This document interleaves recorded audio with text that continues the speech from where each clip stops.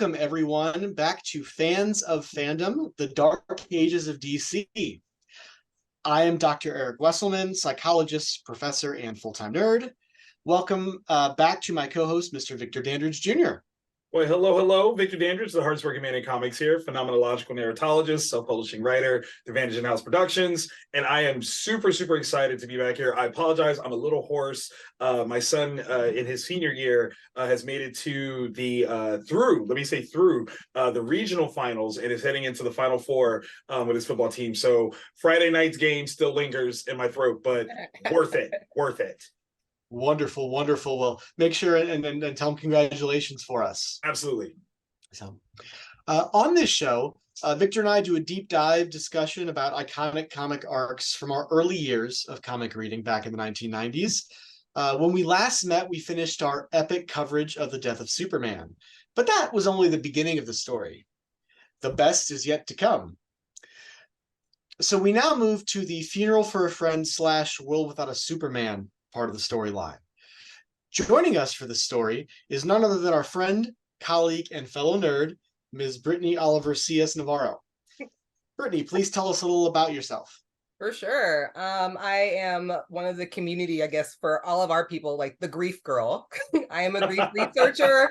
That's the thing, that's my passion. I'm trained in grief and bereavement. I'm a transitional age youth clinician, and so a marriage and family therapist out in San Diego. And so they bring me on to a great podcast to talk about sad stuff. and very soon to be Dr. Brittani. So really excited to be here and happy to help. That's awesome. Excellent. So glad to have you. Very much so.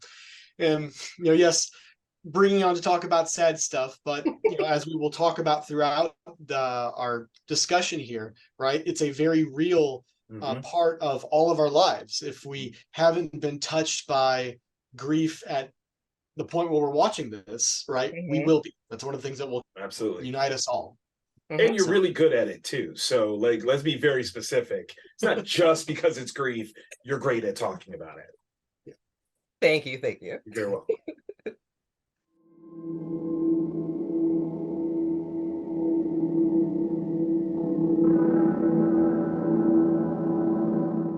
Before we launch into the specific discussion, I just want to give all of us a chance to kind of talk about our initial sort of reaction, just what the story means to us. And as Victor and I have talked about previously, we sort of grew up reading these stories. It was what got us into reading comics regularly. For me, so when I first read it, I obviously just got sucked into the story, and I was blessed by that point in time not to have any really severe grief in my life at 92 or 93. So I was 12 or 13. But as I mentioned previously, I've reread this every other year or so since it came out.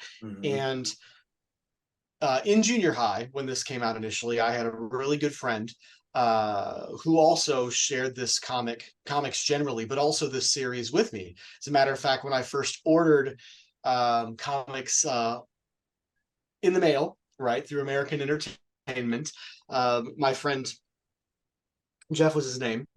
He ordered stuff with me so that we could meet that $25 or $30 minimum to get the free shipping. Teamwork makes the dream work, people. That's what that's all about. Exactly. Right. So now, fast forward a couple of years, we were 15, and my friend Jeff passed away, and so that was my first real experience with profound grief as a young person, and it of course has shaped the way that I see the world ever since. Every time I read this story, I am both reminded of the initial relationship with my friend. I then share with the characters their grief through my own lens, and subsequent losses that I've experienced. It's all compounded, right? And so I experience this story very viscerally and almost meta, right? And so even though it has negative emotions attached to it, I also find a profound sense of meaning from this story. So that's my start. Feel free to talk about your own experiences with the story. Brittani, do you want to go? Sure. Just kind of bouncing off of that, like I think about, and I've told this story before. I lost a brother when I was 10, my father when I was 15, my mom when I was 21, and a sister around 28. I have no living grandparents and lots of uncles and friends, people I've been around with death by suicide and things of that nature. And I think that these types of comics and these types of well, just pop culture in general really hits on how does grief affect all of us. And because it does, like you were saying earlier, it's the one universal thing that we have in this world. Not all of us are going to fall in love, not all of us are going to get married, not all of us are going to have children, but we're all going to lose something, right? And I think bringing it into pop culture in general is essential, because then we can see ourselves in these heroes, because we know what it's like, regardless if it's the actual death of a friend, we know what it's like to lose a friendship. And so this one specifically is important, because then it's not just talking about, oh, like how is death affecting me, but how is death affecting the world? Similar to the experience of, let's say, COVID, right? We're all grieving in a different way. And I think that that's like the interesting part about loss, is that it's going to be experienced and understood in very, very profound ways by each different person. And I tell all my clients, or I tell a lot of my clients, that like we're all our own little special snowflakes of resilience. And so this type of story really categorizes like, what is your resilience? How do you function after something that's of this magnitude, and how does it hit you? And then what? Like, where's your story after this very profound experience happens? And so I think that it hits on so many different, very, very influential factors about what grief is, and how you go through it. It's a beautiful story. And like, even for when you're talking about your personal stuff, like for me, like I lost my Superman. And that's my parents. I know that. And so it resonates really hard for me, because it's interesting to think about a world in which here are these things, are people or objects who made your life, literally or figuratively, or helped you feel safe. And what do you do without it? And so I think this is a really good topic, and I'm glad you guys are bringing it to the forefront. Thank you. Thank you. Thank you, Brittany. So my relationship with this is so very interesting, because my comic book origin story is plagued by death. Like, I have to be honest about that. So literally the death of Superman is what brought me in. As a kid, I hated reading. Not that I had any deficiencies, but just reading traditional material was boring. I'm, a young African-American male in Ohio in the early 90s, and I could care less about Huck Finn. You know what I mean? Like, I couldn't care less if I tried. So traditional reading material just wasn't it for me, but I love pop culture, movies, music, everything. So when they take the time to announce on the news that Superman is going to die, I'm locked in, right? Like, I'm like, what is this? How do you kill Superman? I know Superman. I love Superman. You can't kill Superman. I want to read that. In the sense of my journey into comics, starting with this, I find out that different family members that I've known as sports heads guys were actually into comic books. And my father being one of them. My dad is huge, 6'2", big shoulders, football, basketball. And he's like, yo, I used to be a comic book nerd. I'm like, you? No, like, no way. I find out 3 of my uncles could draw. And that they all had a fascination and an interest in being comic book creators. But because at the time, the lack of the internet, you had to be in New York City to be a comic book artist, and they all lived here. So they were never actually able to actualize that dream of being a comic book creator. But the youngest of the bunch, my Uncle Mark, really saw a spark in me and was like, you're going to be the one that figures this out. You're going to be the one that we're going to prop up, and all of our comic booky dreams, you're going to bring to fruition. And so I had like that first year of becoming a comic book reader, having an interest in, the art side of it and wanting to create characters and play around with stories and things like that. I would do so with my Uncle Byron, my Uncle Bo, and then of course my Uncle Mark. And after about a year, around the time that this came out, my Uncle Mark was a victim of violent crime. He was killed. And it is in honor of him. At 11 years old, I make a vow by candlelight like Batman does and say that I'm going to be someone in the comic book industry because of him, because he believed in me and thought that I could do it, I could find a way. He's going to be the reason why I do this. And it's so very interesting. He passed in March, about the 18th of March, in 1993. And it's crazy how when you make, you know, a sentiment like that, a statement like that, how that stuff can kind of come out and kind of reveal itself. How the first book that I ever did, called Omnibus, I actually have a copy over here. When I received it from the printer, was on that date, like some, you know, many years later. It was like 17, 18 years later. But my first book I received on the day that he passed. The book, The Samaritan, the weekend that came out was near his passing date. Like, all these different things kind of happened leading up to, and it's crazy to find solace in fictional material at a young age. I mean, I'm 10 going into 11 years old when my uncle passed, and what got me into the business and the interest of comics at all was the death of Superman, the world's greatest friend. And here, now I have a guidebook of sorts that kind of tells me, here's where you could go with this. This is your different, you know, spaces and places, and you got to figure out which one is you to move forward in this space. And as a kid, that's powerful. Like, that's such a huge opportunity, because again, early 90s, you've got gang culture is you know, becoming more prevalent everywhere, and that would have been an easy slide. I'm so sad that I got to find, you know, myself in the streets. Comic books gave me something else. It wasn't Crips or Bloods, it was Marvel or DC. Like, that's the red and blue that mattered to me. So having something like this come out at that pivotal time, I mean, how do you not say, like, that's fate? You know, it's the universe kind of like saying, hey, I got you. Like, don't worry. There's a lot of things that you're feeling, a lot of balls of emotion that you have to untangle and unravel, but we're going to show you a way to do it. And we're going to use the greatest superhero of all time to really help you get through there. So my personal experience with this, so tied up, so on point, and I practically was there. I was in the, you know, crowds at the funeral. I was everyone here. And so, yeah, this has always been a very, very personal bit of this story to me. Well, Victor, Brittany, thank you both for sharing those experiences with me and with our audience.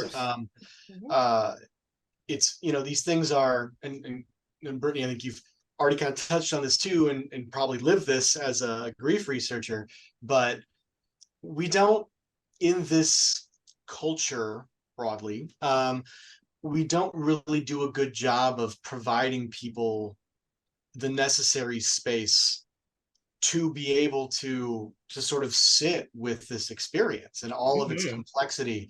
Or if we do, it's like, okay, you get a couple weeks, maybe a month, maybe a little bit more, depending upon the cultural value of the relationship. Right. But grief is a journey, and it's oftentimes a cyclical journey. And and I want to quickly, before we go on, make sure that we, to the audience, you know, we are going to be talking about grief. You know, both of the characters are with our own. And so if this triggers anything in the audience, I want to make sure they know that there's the National Suicide and Crisis Hotline, 988. Will connect you with a support network. If it's, you know, also, if you go to psychologytoday.com, they have a section where you can basically search for therapists near you. I think you can screen by your health insurance or other types of options. And many of them, if they're not physically there, are doing telehealth now, right? And so the Zoom world post-COVID has given us some opportunities. And so I just wanted to make sure we took the time to put that out there for anybody who may need that. Thank you so much for that disclaimer. Yeah.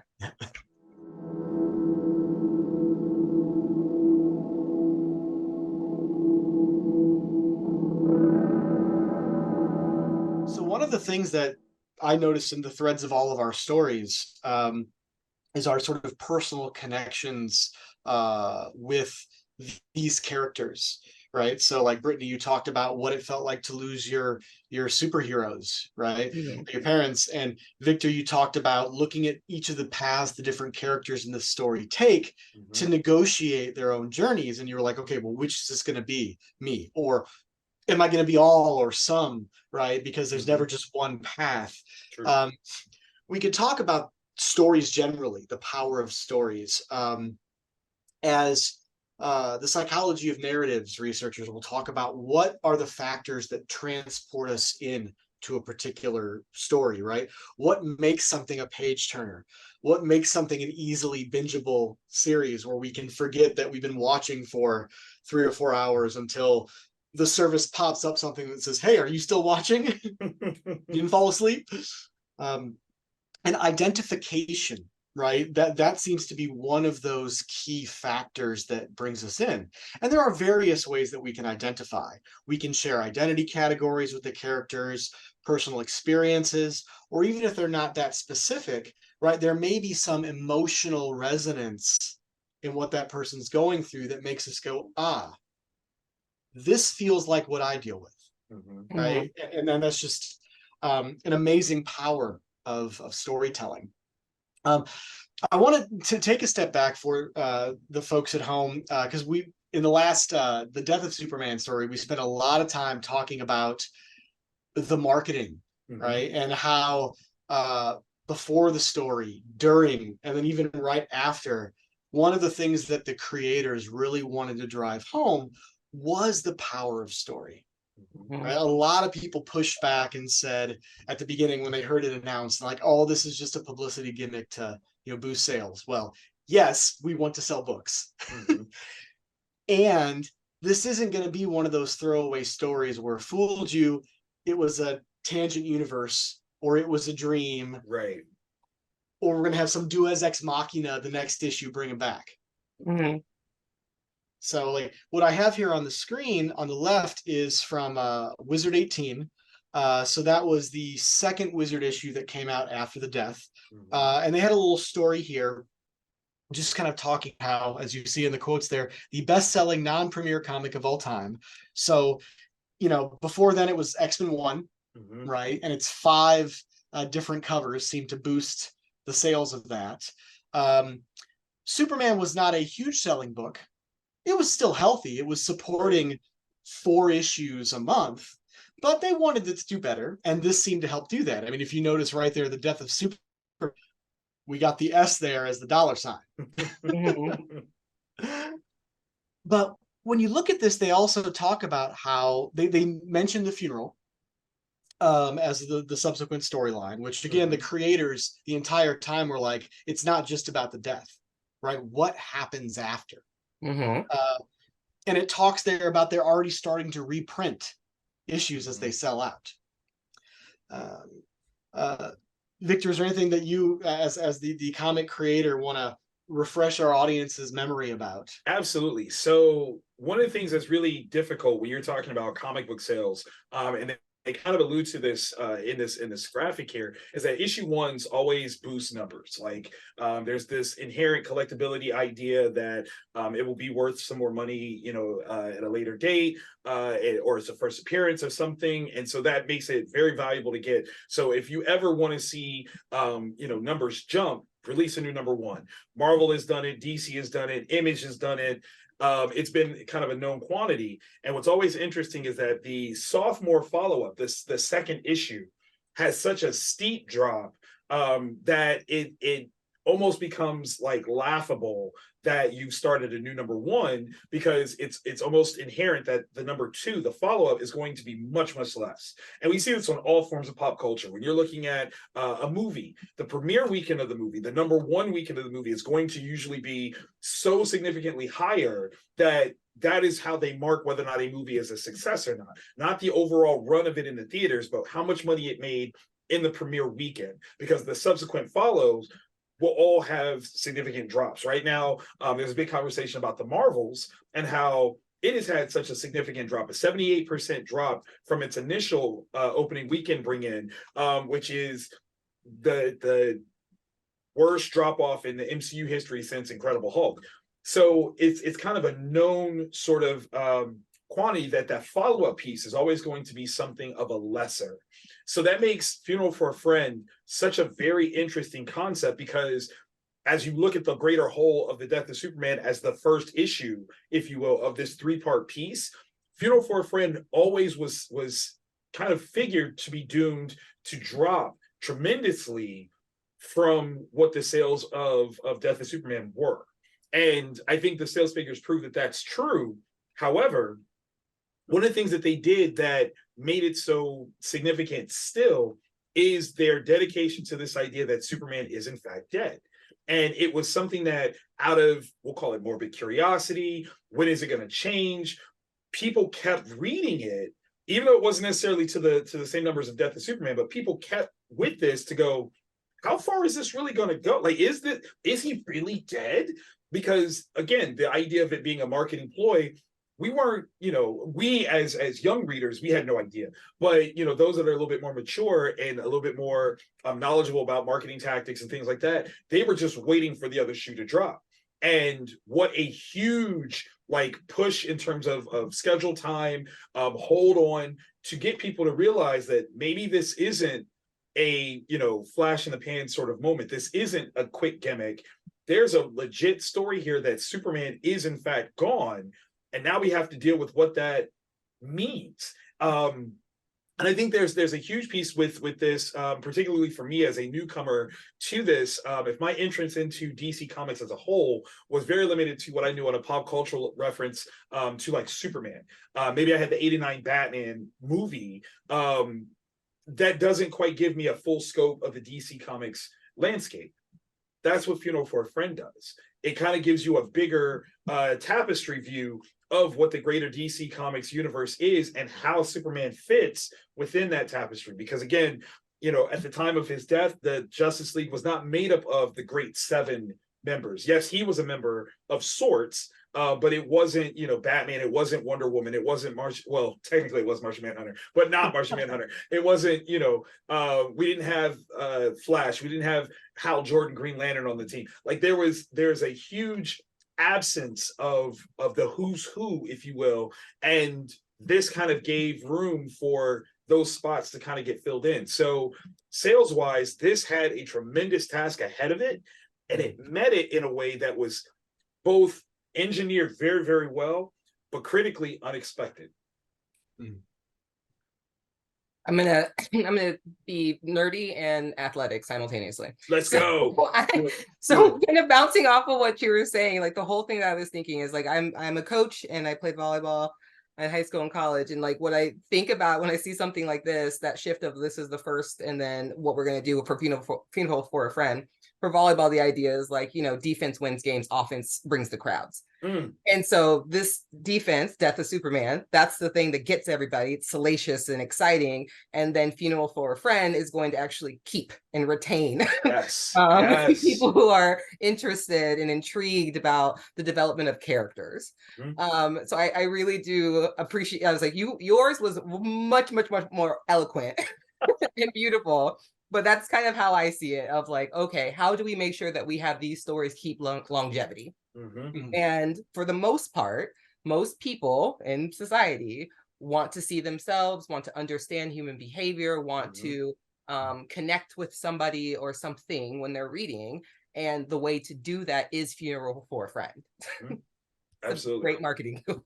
Great correlation too, though. I think as much as we get geeky on this space here, to bring in some sports ball, we'll bring in just a few more people that are understanding what we're talking about. And I think that's very, very important. So thank you for that.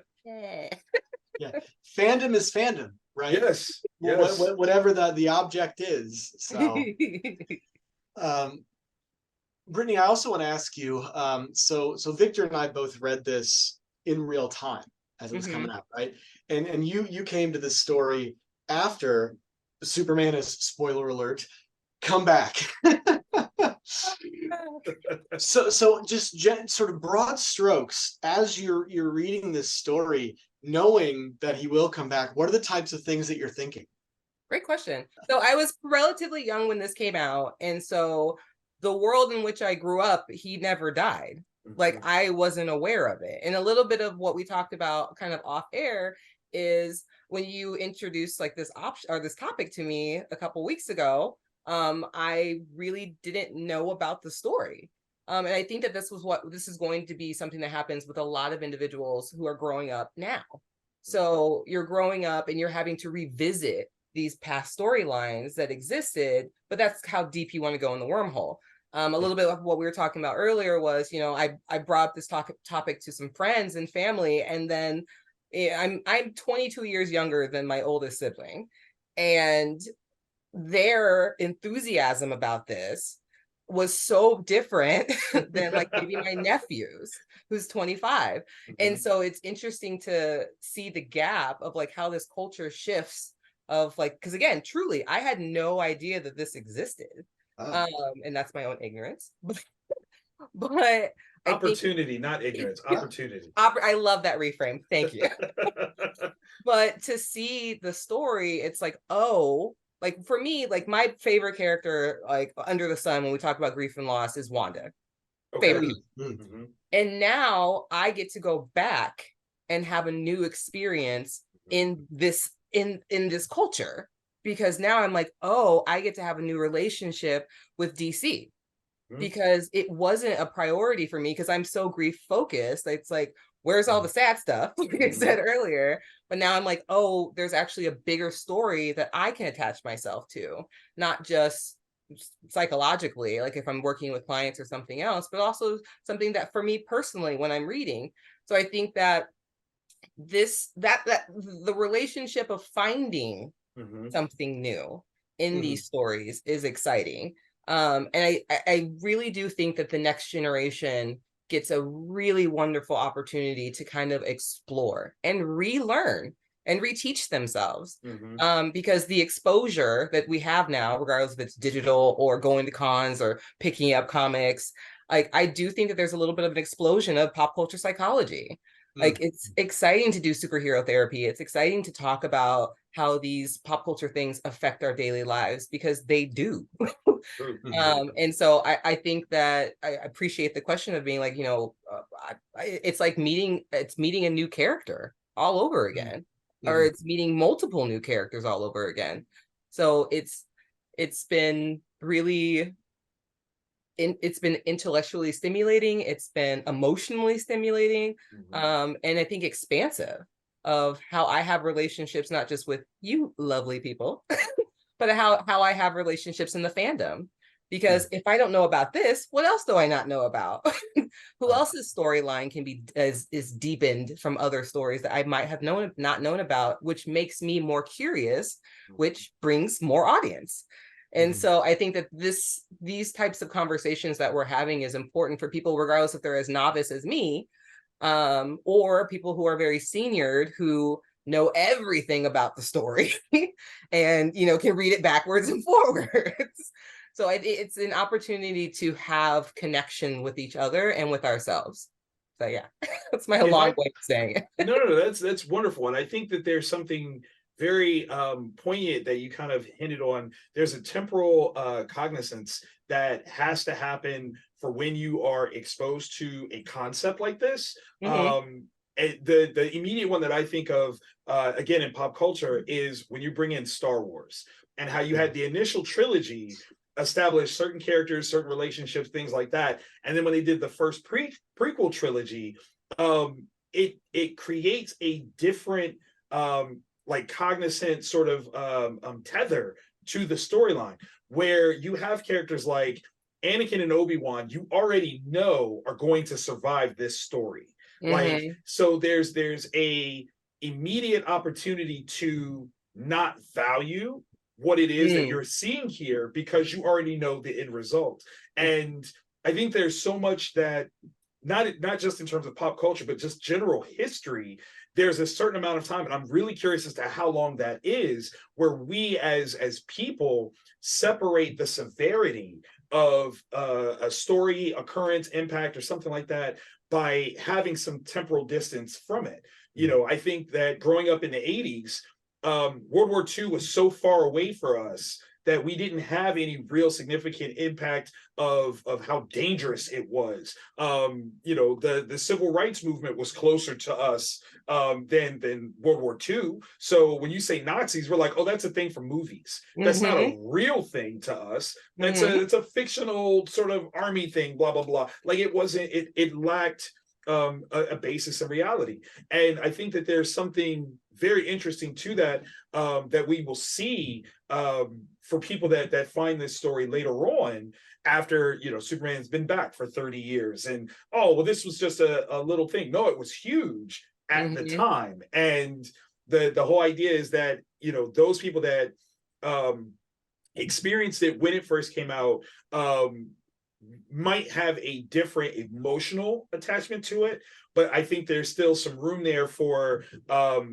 more of a practical conversation between those people that read it when it initially came out and those people that have found it later, and have this practical understanding of this is how you bridge the gap between those two experiences by talking about it logistically. Do I expect someone who just finds it today, like if my children started reading this today, do I expect them to have the same impact as it had on me? Absolutely not, because they've grown up in the aftermath. But they can understand me a bit more by me explaining why this impacted me, you know, how it impacted me. And it gives such a great like space for camaraderie and fellowship by explaining, you know, that personal impact space. I think that's brilliant, absolutely brilliant. It makes me think about like how precious are these losses. Yes. And it's going to be very, very different. Like exactly how you're saying, like it was precious to you. Yes. Whereas now it's, well, there's another multiverse, like, you know, people else exist. they'll come back. It's fine. Yeah. Like I'm thinking about like the sheer, if like I say, this part, okay, Superman's dead, right? Now we're like, is he coming back? Is he coming? The angst of, oh my God, he's actually dead. Oh my God, there's a funeral. Like, oh my God, like this is not happening. Like the grief you have of on your own experience, grief you have for yourself, of being like, wow, this thing that I connected with for so long is truly gone. And then on the other flip side, you guys growing, are we all growing? We're all older. Us growing up and then being like, what was that for? What was that emotional damage for? We went through all of this, and then somehow we're unscathed, and it comes back. And what kind of unrealistic expectations are that for super specifically for pop culture? Of like, you know, is there ever a true time for a legend to truly go and to die? Because if there's other verses and there's other places and they come back or resurrected, like, is that not really realistic for our experience? Because when we lose that job doesn't come back. When we get hurt, when we get left behind, when we have our heart broken, there's not always a bunch of resilience. There's not necessarily a time to, or a new chance to get back. And so I kind of like I kind of like a hero dying, because it makes it human, right? And so it's curious to me, like on the flip side, like how do these types of narratives impact our own internal understanding of like how life should function? Because if I always get a take two, then the consequences of my behaviors, what choices I make in my day-to-day might be different. And so that's my own little tangent. I'm sorry. No, that's wonderful. Well, it gives credence to the inherent value of the arts. The thing about what the arts do is they give us glimpses into the myriad of opportunities and possibilities of how something can happen, whether that's death, whether that's love, whether that's success. All of these things have this wide range of things that are possible, and it gives you an opportunity to go, I know what I think my best version could be, and now I have to try to navigate my life so that it kind of hits that. Like no matter what you believe or anything like that, that's the beauty of you know, narrative in this creative space, is that it's giving you some insight as to what could happen for you. But it doesn't say like there's the only way, there's only one. No, this wide range of stuff says there's a lot of different ways that this can happen, because all these different people have experienced all of these different things. And you got to try to figure out what makes sense to you to either recognize or pursue, so that that's what happens. And like, again, recognizing when my uncle passed, that there are a lot of different iterations of people dealing with grief of someone important in this series, and being able to recognize, okay, that's me, that's not me, ooh, that could be me, like, and making the active choice of which one I'm going to pursue. I think it gives me, as an individual statement, a lot more empowerment in terms of how I perceive how life happens to me. And that is so gravely important as a skill set that I don't know that we actively develop, in today's society, where people say something happened to you and you just have to, kind of look at it, embrace it as it is, without necessarily experiencing, other opportunities or ideas of how do you deal with it. It's one thing to recognize that it's happened. It's another step to go, now what do you want to do about it? And this is why the funeral brings the crowds. Yes. And I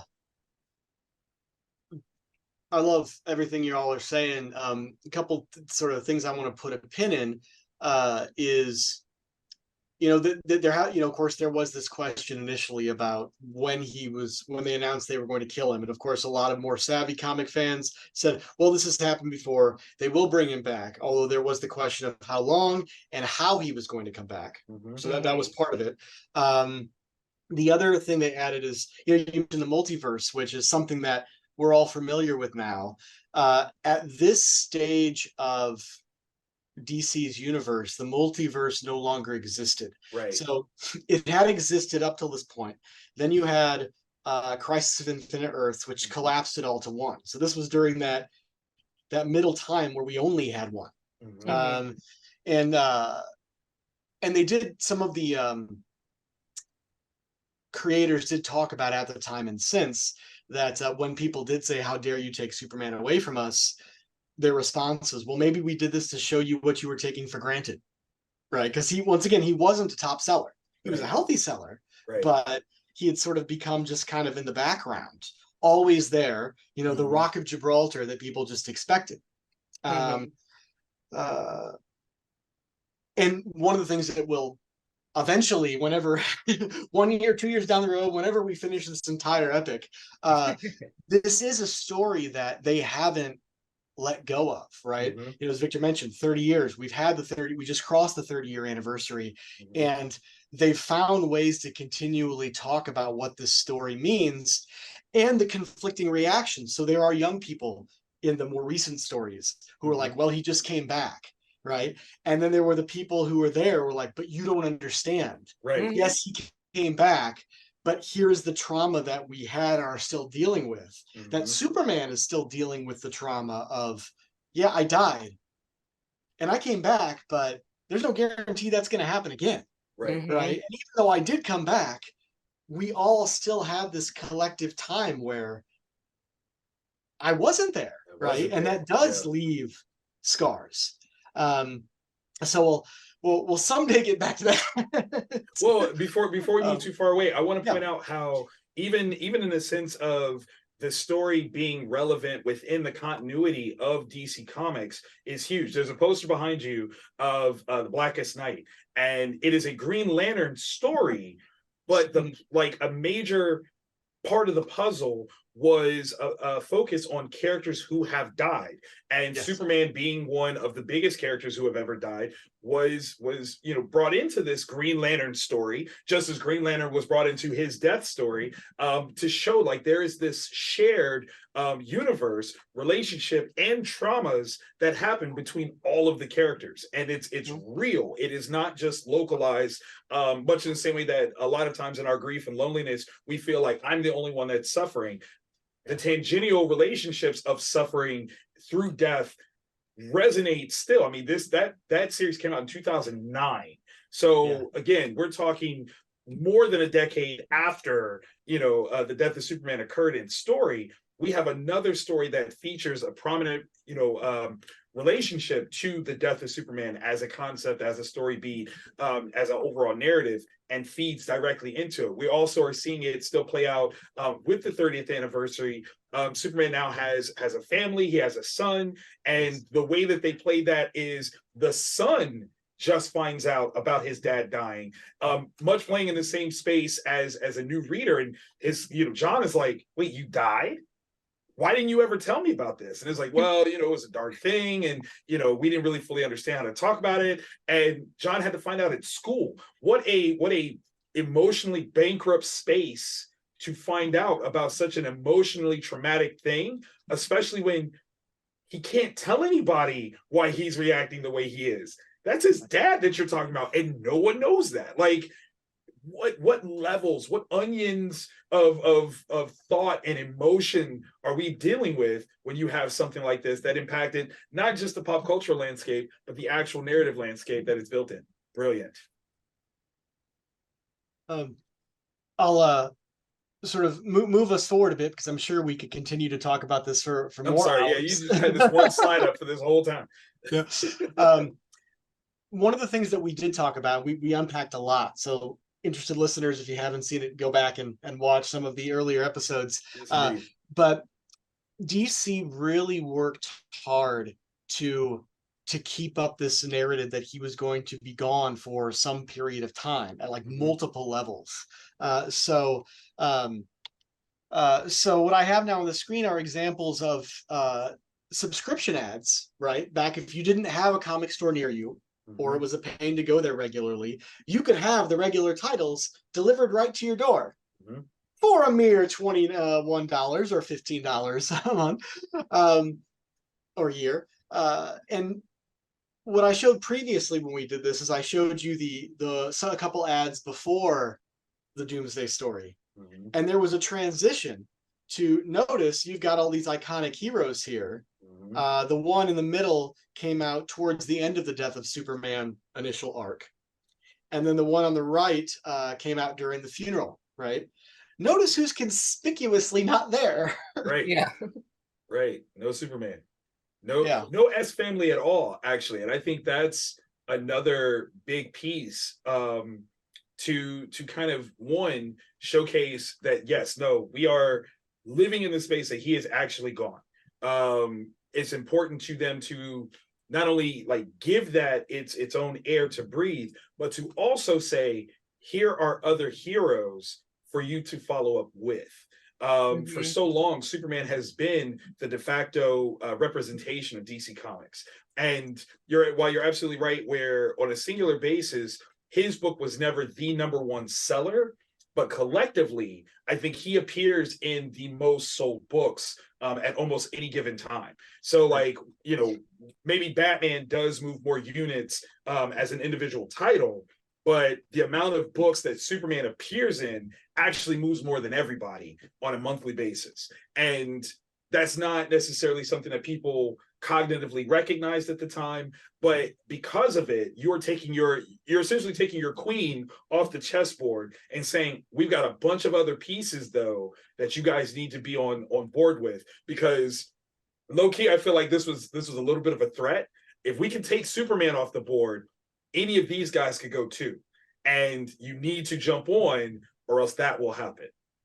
And I think obviously the marketing purpose is to elicit emotion, right? And so every single time you see these ads, every single time that there's another monthly thing that's sent out, that this is a reminder, like, hey, I'm just kind of, I don't want to say a threat by any means, kind of what you were saying, but it is, he's gone. We're going to reiterate he's gone. And maybe you have to start thinking about who's next. And so I think that for marketing, there's some social anxiety that readers are going to get when they're seeing this type of stuff, because it's like, oh my God, like regardless if it's not my favorite, my favorites are in threat, are in potentially dangerous situations in which I'm not going to be able to share my life with them. So I'm going to gobble them up a lot faster, which makes sense. It's so true. And what do we do when something's potentially going to be lost to us? We hold it tighter. And this is why ambiguous loss is such a really tricky thing to do, because you're sitting in that space of, I want it. I want to hold it. I want to keep it too close to me because I don't want to know what life is like with it gone. Mm-hmm. So Oh, that's very marketing real. pretty smart because playing off of our own feelings, whatever. Absolutely. Well, and it's very prescient because jumping way ahead of ourselves. Superman was in the Dark Ages. He was the first one because Mm-hmm. they did then start to shake up a couple other heroes. Batman Nightfall overlaps with this arc. I think Nightfall starts during the death of Superman. Or I'm sorry, during the During the funeral, rain. right Yeah. before the rain begins, Mm-hmm. and then it kind of half wraps up after the rain. There's some Mm-hmm. extendedness, but during then they also then introduced Green Lantern's shakeup, Mm-hmm. which whereas Batman and Superman's shakeup only technically lasted for about a year, after Green Lantern's For a fall, long time. he doesn't come back for about another 10 years Mm-hmm. in that. So, Mm-hmm. but it's like 3 arcs ahead. Well, okay. Um, To meet your 3 arcs ahead, we can go some back.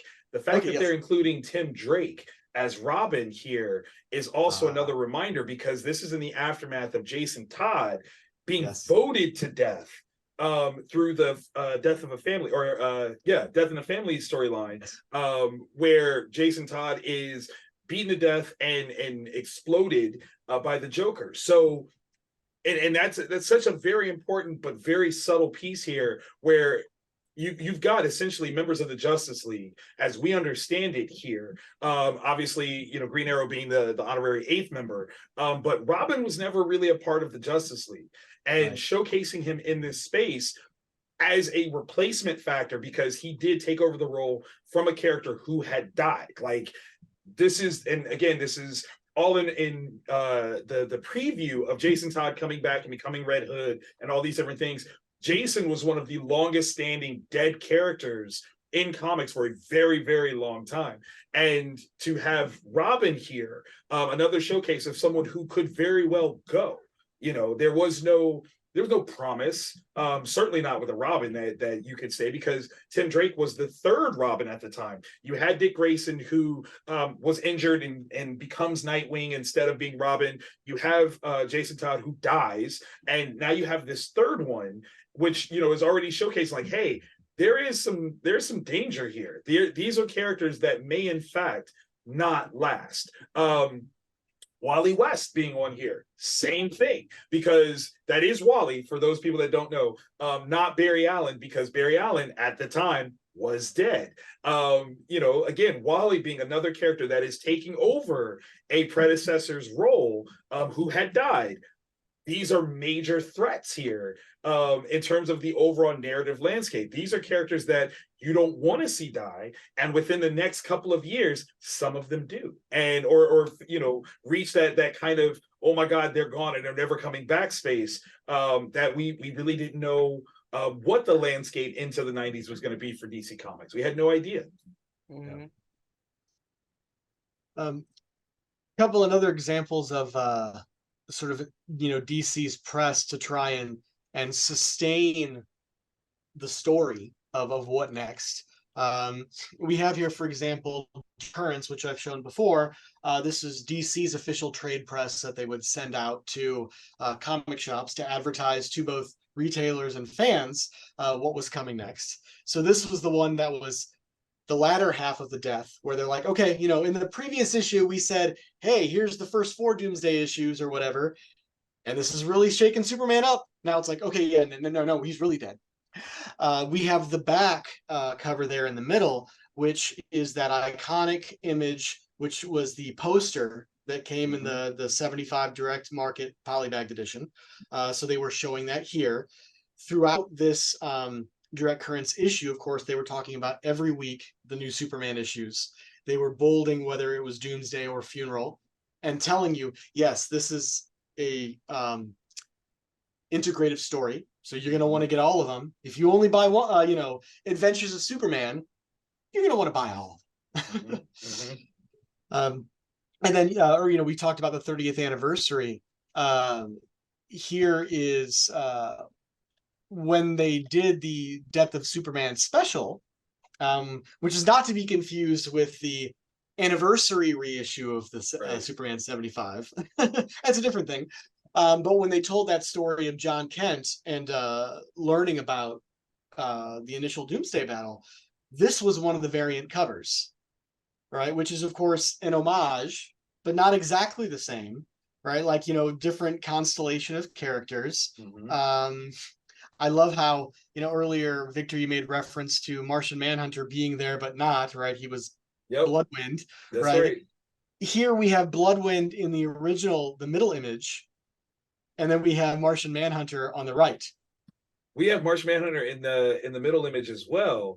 Oh gosh! Oh my goodness! Because they hadn't revealed that they were the same person yet. Oh, they hadn't revealed that yet. That doesn't happen until a bit later in Justice League, after Blue Beetle makes his recovery and comes back and explains what he saw in Death of Superman when I'm sorry, I'm getting all super nerdy. When Doomsday brutally beat up Bloodwind and exposed him to fire. That was what Blue Beetle saw, was that he reverted back to his Martian form, and that's how he knew that Bloodwind was Martian Manhunter. But yeah, it's in there. Like, people don't even realize that that's a flub, because my thought is that it wasn't universally known at the time that they were the same character. Right. Okay, yeah, because he's in both. Sorry, thank you for catching that. Because now I see Bloodwind on the right. They switch sides. Yep. You also have, just another thing I caught, you mentioned Blue Beetle. You know, I think we've talked about this type of image and some of the other images before as being conceptually poignant, but not literally true in terms of the story, right? Because, as we'll talk about later, the Kents, Lois, Jimmy, were not there with the full entourage. Right. Just as Blue Beetle was not. Right. He was in a coma at this time. So Darkseid definitely was not there. I just want to point that out. He's in the middle, in the middle image of the middle image, and he was not there. Okay, Darkseid was not showing up, paying his respects to the Kryptonian. That did not happen. So, but again, these sort of iconic images that are emotionally resonant. Right. And certainly with that poster at the time was saying we at least commissioned art to suggest there would be a funeral. Right. And then can I go back real fast to talk about the for the imagery? Like when we're talking about a funeral, just when we're going just off the basis of grief, when we're talking about a funeral, the choice could have been to show an open casket or something else. But the finality of a closed casket, walking away, like you're thinking of like literally putting someone in the ground. And even the latter one of being like, I am all of you and you are of all of me. Like there is some intentionality, as there should be when we're thinking about marketing and things of that nature, of trying to really resonate emotionally, like how grief hits us. Because there could have been other representations, other choices made, but to literally have all of you are behind me or beside me, literally carrying me. All of these things resonate grief-wise, because if any of you have ever been to a funeral, there is power in numbers, and to see everyone completely like in their dress, like this is intentional to show there's some unity because of this loss. And so I do think that when making these choices, they did it pretty smart and for the most part, because even if you're a young reader and you find this when you're 10, 11, 12, 13, you may have never gone to a funeral, but somehow this is meaningful and you don't know why. And then eventually when you get older and have hardships and lose someone, now this even makes more sense. Kind of going back to the, you know, how I'm even introduced to this now is super poignant to me because it's beautiful. Like, I mean, loss is tough and all the you know, hard words, but this, like, how meaningful is this?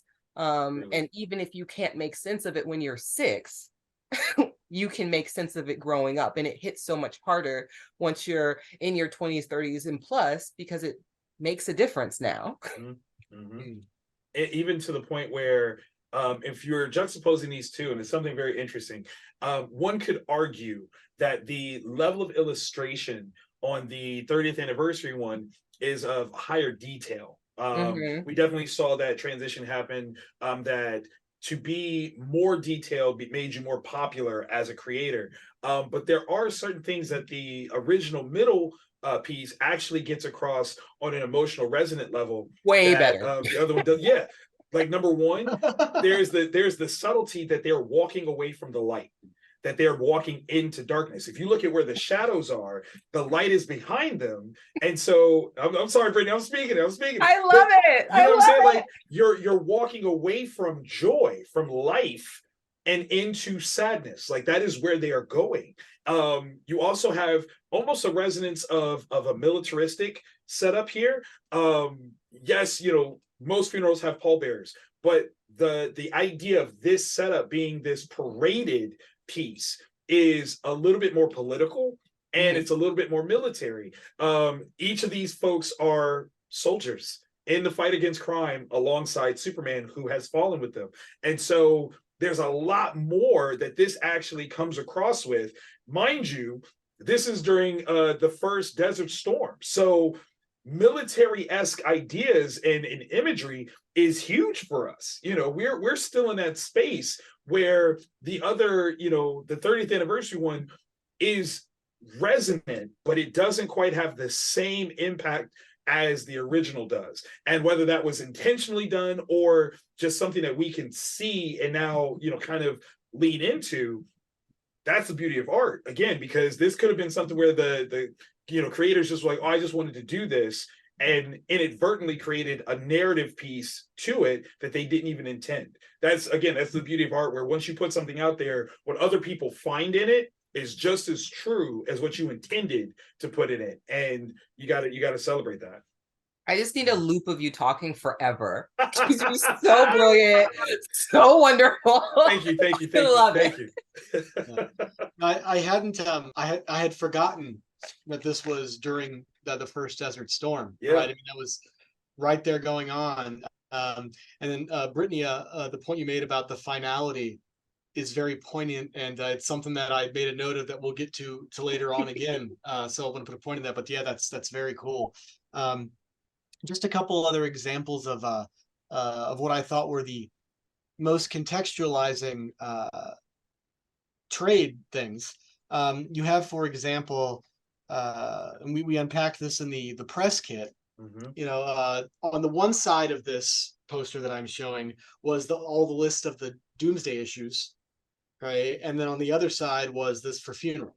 And so the idea, this came out again before 75 came out, right? And so this was just sort of basically saying to the retailers and to the fans that you would have at the store, hey, you're buying this issue now, you're going to want to come back in the next few weeks to get the rest of the story. I'm pointing out here at the top, and we've talked about this before, but Justice League 70, right, is listed on this. It's included in more recent collections, but Justice League 70 was not in the original trade paperback, just as Justice League 69 was not. And I still find that strange, but maybe someday we'll find out why Justice League was a tie-in but not collected. But that's, I don't know, one of my little sticking points. It's a good one, though. It's a good one, because it's the only Justice League, like, or to say that Justice League only appears in the arcs once. Ah, yes. Yeah. The other ones repeat, but that's the only one that does it one time and then they're out. Yeah, yeah. This was the back of 75, the original, the direct market, well, and the newsstand, but the first printing, right? And so again, when you finished reading that double page spread of the death and you folded it up, if you turned it to the back cover, usually you get random ads, you know, ad space, but this was something specific to DC and specific to this book. It's like, hey, the legend continues, world without a Superman. So again, suggesting this is going to continue for at least these issues, right? We're not just going to bring him back in Justice League 70 or 498. And then the other one I put here was the end of the first trade, right? And there's a difference here, or a couple differences. One, you see underneath Funeral for a Friend, they have the special occasions. Came out during this space when none of the major issues were being released, and we'll come back to that later on in a future episode. But that isn't on the back of Superman 75 because Right. they hadn't come out yet. They were, however, planned because in the original press kit, right, there were these other cards that they sent to retailers to say, here, when we do release these, you can use these as end cards to mark them. Right. All right, so they had this really long story planned out to keep people reading. Another thing I learned about the trade paperback, and I can't remember if I said this previously in another episode, but the trade paperback was rushed to publication. Mm-hmm. So in the trade catalogs, like direct currents or previews or advances, they didn't have time to advertise the first trade paperback. When it finally does show up, it's like, oh, by the way, these aren't first printings of the trade, right? We had to get those out when people wanted them. So just further example of how, although they wanted this to be a cool story, they had no idea what was going to happen in terms of pop culture. So not only does it suggest that, the other thing that it suggests is that, and again, this is something that is a matter of a flagpole in time. Trade paperbacks, graphic novels weren't expected. That wasn't the way that books traditionally came out. Only in the rarest occasions did you get a graphic novel or trade paperback iteration of something. So the trade paperback promotional space here tells you that this was actually meant for bookstores. That's what it was built for. And that's why they say every week at a comic shop near you, it's telling you that we expect you that you bought this at this place, but we want to bring you back to this place to get the current pieces. It is a very subtle, you could blink and miss it, but it's a recognition that trade paperbacks weren't regular features at comic shops yet. They really only came out in bookstores. So very wisely, they rushed this out so that they could capture the book market as well as the comic book market and try to bring those people from the book market to comics over the next run of individual issues. That was the whole point of specifying every week at a comic shop near you, because they didn't expect that you bought this at a comic shop. And then See what I love about these conversations? Oh, sorry, go ahead. No, I was thinking again from I was tagging in for sad stuff. So when we were thinking about promotion like this and comics and others, or just pop culture in general, the word without, right? Because it could so easily have been Superman dies. Yes. So that is an immediate, one-time, instantaneous thing. But a world without suggests that you have to exist in this world. And even the legend continues. Like I use the example, I remember coming back from college after my mom passed away. I was like, I feel like I'm just here, and days keep going by and life keeps happening for everyone else, and I'm still here. And that's the whole point of the legend continues, because now we have to sit in this dissonance of what is it like when my king, my hero, is gone. And so I think, again, all of the choices that are made are very intentional to hit off of some sort of emotional level, because, again, words could have been chosen differently. And the purpose of this is now you have to have some sort of angst. You have to have some sort of emotional response based off of what these words say. And now that I have an emotional response, I'm more invested to go look at these other issues, because now I need to soothe through looking at this to get the full story, because very often when we have some sort of major loss, it doesn't make sense to us completely. So if I pick up numbers like 70 and 498 and 499, I can like self-soothe a little bit more, because now I feel a little bit more complete about this loss. So when we're thinking about targeting, when we're wanting to, pull that emotional thread, this is why. So it's not just about money, but it's also about like, how can we have this resonate with with the people that we're trying to promote for? Love it. Absolutely love it. Yeah, I what I love about these conversations, right, is that how many times have I stared at these ads? not just in prep for this, but in my life. Right. Mhm. And hanging out with cool people like you all who have diverse expertise and nerdiness, like just all and experiences, right? We're just all these things that we're learning. So Wait, are you ready for the subtleties of what's to come that's in this phrasing? Because Brittany is a million% right. Like, Brittany, you are so locked in, it's crazy. Yeah. So the fact that they say world without a Superman, hinting at the idea that it's not the name of the guy, but a station, gives you a hint that in the follow-up, the third part, we get more than one. That there's going to be a bunch of different, options, because we don't have any right here. And the next piece, that's Reign of Superman, we have a bunch of options. And the question is, which one is going to be the real one? right. And Victor, what you mentioned earlier when we were looking at those ads and in previous episodes, right? These are like, there are other characters like the Flash and even Green Lantern are legacy characters. Yep. Right. So it doesn't have to be the same one. Exactly. Right? Exactly. or even just one. Right. As you mentioned. So ooh, all right. Yeah, they're building all of this in here where, again, I was 10, 11 years old. I couldn't appreciate what this was at the time. But as a creator now, I'm like, these dudes don't miss. Like, this is amazing marketing, because they're telling us everything that we could want to know to encourage us to be on board.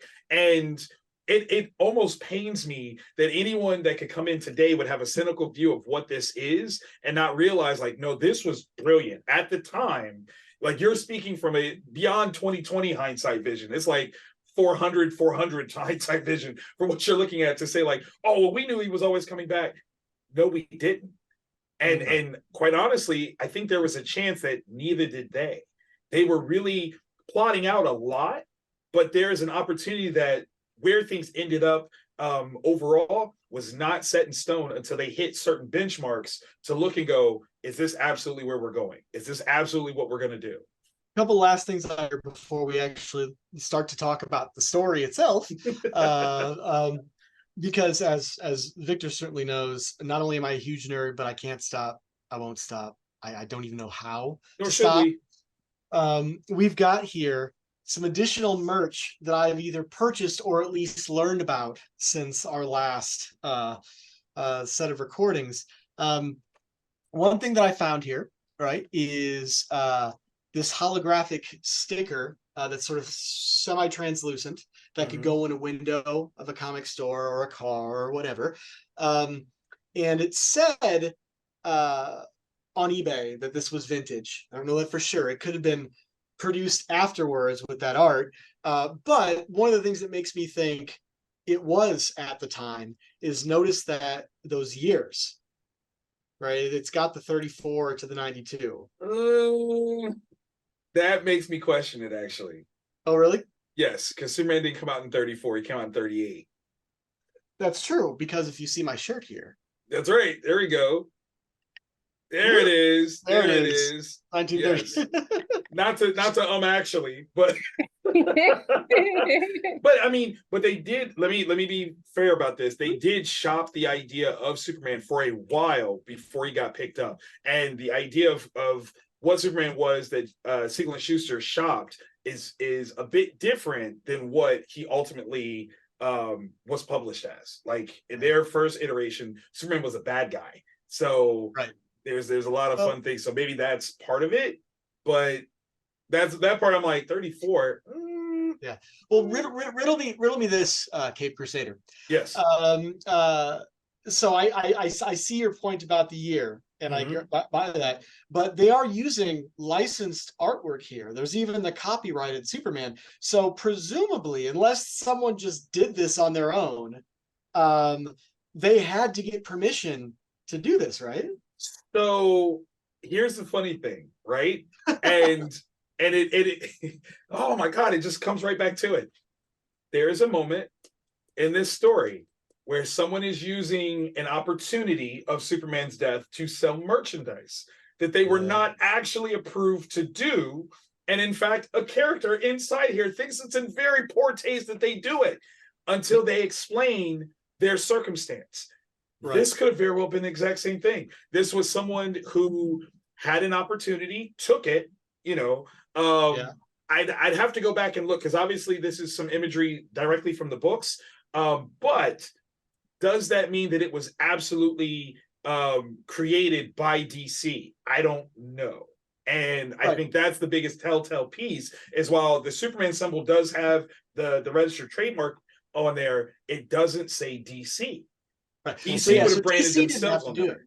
Yeah. Right. Yeah. But they would have had to perhaps get permission to reuse it, right? They should have, but that doesn't mean that they did.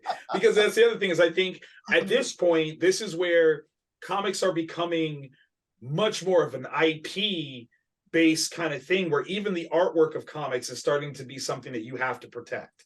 You know, obviously Superman the movie becomes something different because those are film rights and that goes into a different space, and television goes into a different space. But the comics were always kind of loosey-goosey. We didn't really care until now. Now we're seeing that there's big money that can still be made, arguably more money that can be made than has ever been made before with these things. And so to protect this probably, you know, is more prevalent at this point than it ever was in the decades before. Okay. Well, so this will remain a mystery because I haven't found any ads, but this next t-shirt that I'm going to show you, I argue is legit because I did find a reference to the ads, right? So we have here something from hold on, I can't got pop-up menus my way. Something from previews, right? Where there's we've talked before about the weeping or bleeding S shield, right? Shirt. This was another one, and this was released in one of the previews that came out slightly after, so in the midst of the funeral. So now we have the funeral, right? And I've got on the upper right-hand corner a screenshot of one I found on eBay. I didn't buy that one because the cost was, I think, almost in triple digits. Wow. And it was like a small or a medium, so there was no way in hell it was going to fit me. So this is one I didn't purchase, but it does have the correct ears there. I found this one while I was looking. Interesting. And again, this may not necessarily be an official release because I haven't found a trade press reference. They used an awful lot of the artwork. And so that you had the tombstone there, and they actually went to the trouble to make the armband. So that's genius, actually. Yeah. I'm actually disappointed that I've never seen that before. If this is something that someone made, it should be more prevalent at Comic-Cons everywhere, because that's a very clever piece right here. This would have been something that I would have hoped that somebody would have made for the 30th anniversary or something like that, because that's such a brilliant piece. And to a degree, those people that you know grew up with this story, we would be all over this shirt. Like, you want $25 from me right now? Done. Done. I got you. Another example of one that was almost 3 digits when I found it, which is why I don't have it. But 25? Take my 25. Easy. Oh, that's funny. The last of the merch that I found, and this one I don't think was mass produced. This one was specific. But you all know there is a real Metropolis. Yes, indeed. Metropolis, Illinois, that has an annual Superman Fest. Yes. They created for their Superman Fest that year. They had, or not, it wasn't their fest. They had a memorial. Wow. That's amazing. Wow. And what it says there at the bottom, that's a snippet of an archive news article that I've got the full of. So yes, it wasn't just someone making this. I did the research and found that they did have a memorial on that date that year. Brilliant. Absolutely brilliant. Wow. I think this is one of the things that we talked about before, where the marketing opportunities that were created by this were vast. I mean, not only were we seeing showcases of comic shops doing wonderful things, this brought together an entire city that just happens to share the name. Like, it is not in reference to Superman whatsoever. It's just the fact that the city that Superman operates in is called Metropolis, and so is this city in Illinois. And that's such a huge opportunity that, ironically, we don't see that happen too much anymore. It's almost disappointing. I think the last time that I saw anything close to that happening was a guy in Kansas figured out approximately where Smallville would be, and that there is a town there. And for a day, they called themselves Smallville. Why they didn't stick with it forever, I have no idea. Because, I mean, imagine if they suddenly determined, no, our town is Smallville, and every year we're going to have a Superman festival. That is economy building right there. Like, people are going to flock to that place all the time just to, oh, I was at Superman spot. I was at Superman. And it sounds like, you know, Metropolis, Illinois definitely has done that. To a degree, Cleveland does that. And Yeah. it's such a smart thing to do. Such a smart thing to do. Mm-hmm. I have a slightly ignorant question, or a curious question. Yeah, there we You go. might be able to answer. Do you think the bleeding S, is it specifically because of how he died, or because he died? That's a great question. I don't know if we ever quite got into it, but it was prevalently used during the death. And Yes. it was kind of this inference idea of Superman can't bleed, right? He's impervious to harm. He can't bleed. So when you make him bleed in general, that's already a statement like, oh my gosh, like, you're powerful. The amount of blood here is borderline obscene. And for a character like Superman, that is such a perfect way to showcase the severity of the story that's about to go down. We've got this thing looking blood covered, and you're like, how do you do that to Superman? Here's how.